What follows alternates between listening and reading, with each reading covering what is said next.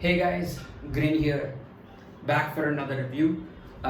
This is going to be my predictions for when we finally get that Void Century flashback. As of making this video, chapter 1115 has come out, and based on the details of that, I'm going to be making this video, which basically contains spoilers. So if you haven't read the chapter, go ahead and read the chapter and then come back and watch the video. Anyway, so based on the events of chapter 1115, we know for a fact that the Void Century War is still going on, based on what Vegapunk had stated in the details of the chapter. So, first and foremost, we know for a fact that there were massive continents during the Void Century, right? And we also know that they were most likely extremely technologically advanced, which is where Joyboy ended up coming from.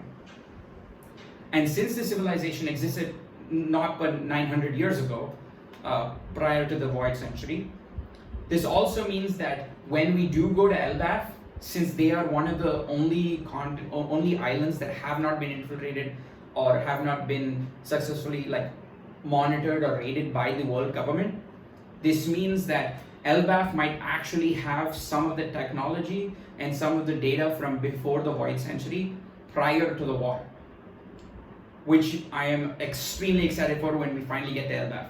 I can't wait to see what happens there. There might be some sort of implication with the Adam and Eve tree, which also might be play into this whole Void Century factor. It'll be really cool. Point number 2.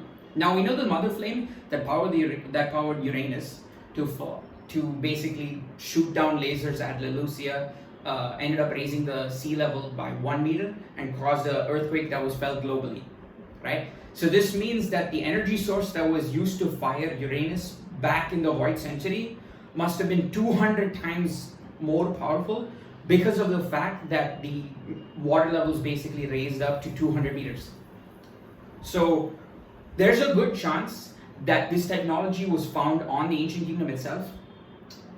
Because they were so highly advanced, there's a good chance that, since we can't currently replicate it, maybe the Allied forces infiltrated onto the mainland and then used the core of whatever technology existed on the Ancient Kingdom to power their ancient weapon and fire it back on the mainland itself, which is how majority of all the continents got washed in a terrifying tsunami that basically flooded the entire world. So I think there's something there.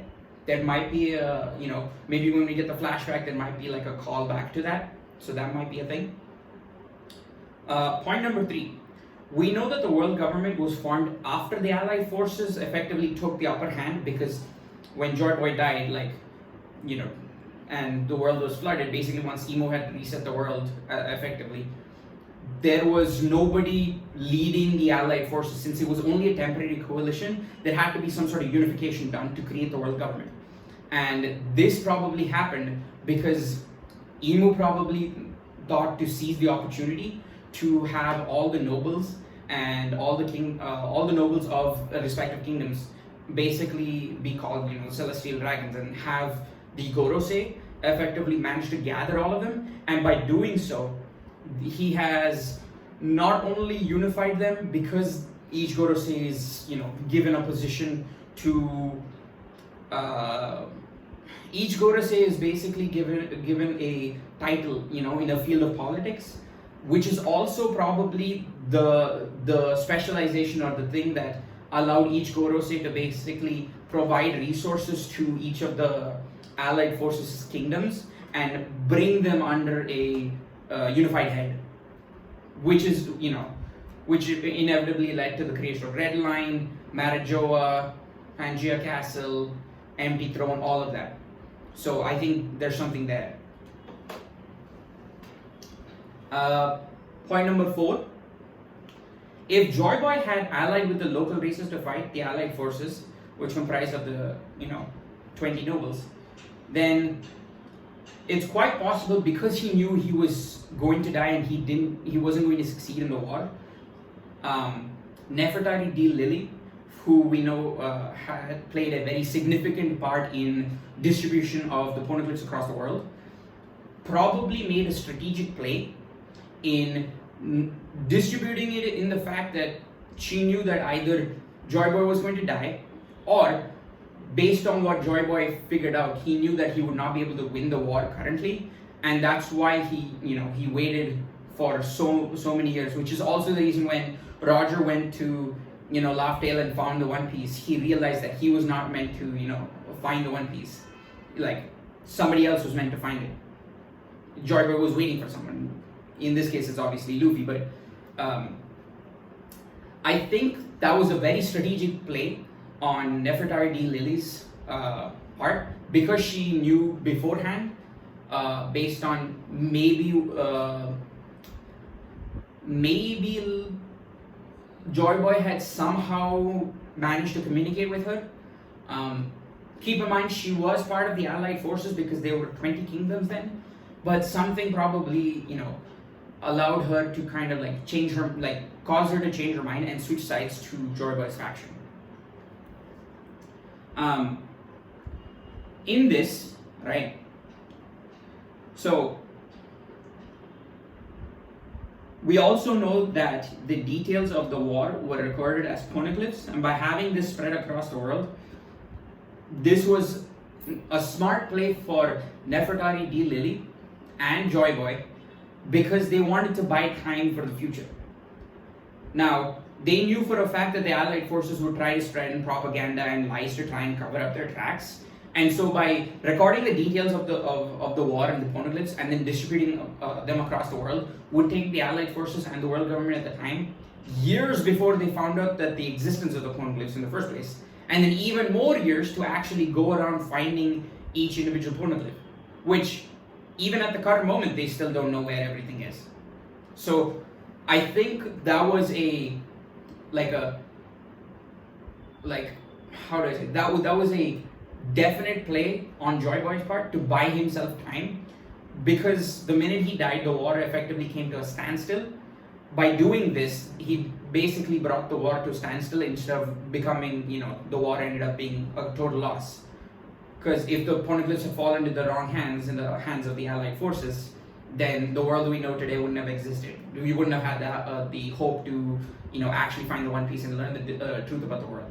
So I think that was a very, very smart play, and Joyboy probably calculated that, in his mind, in his last days prior to, his death. So I think that was a very, very cool play that he had done. Last prediction, right? It was stated that the reason that the war was started is because both Joyboy's faction and the Allied forces had opposing ideals. Clearly, Joyboy is like a symbol of liberalism and liberty and freedom and all of that, which brought me to think, what if the Allied forces were not as corrupt as the world government we know today, but instead their entire concept, the reason they opposed each other, was because they had a more traditional monarchy kind of idea, and because of tradition and culture and practice, they had never experienced somebody opposing their ideals or their beliefs, challenge their beliefs and question their authority.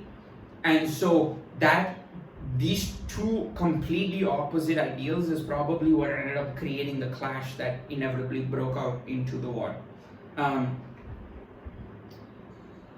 So when we get those Void Century flashback, I'm really, really interested to see what specific type of traditions predated the existence of Joyboy and how the world was prior to the actual inevitable clash and first pirate ever on the seas.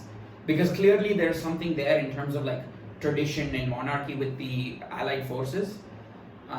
I also want to see what the key players are during that entire era, because there's a good chance while both the Allied forces and Joyboy's faction butted heads, they might not have had any truly negative or hatred towards each other, just opposing ideals.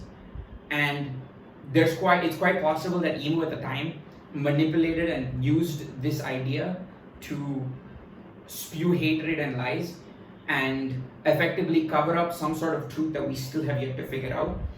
And as a result, now instead of having instead of naturally having both the Allied forces and Joyboy's faction having like more of a mutual understanding, now it is more of like a